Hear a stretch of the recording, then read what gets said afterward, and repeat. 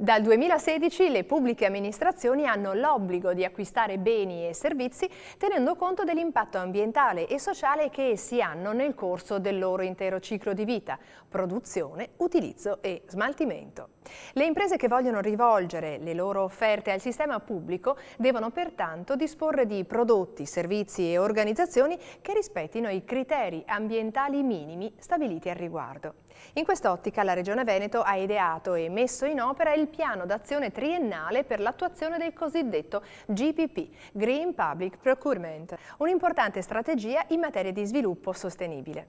Le imprese che sapranno rispondere a queste esigenze avranno evidentemente una leva ulteriore per distinguersi e cogliere questa opportunità.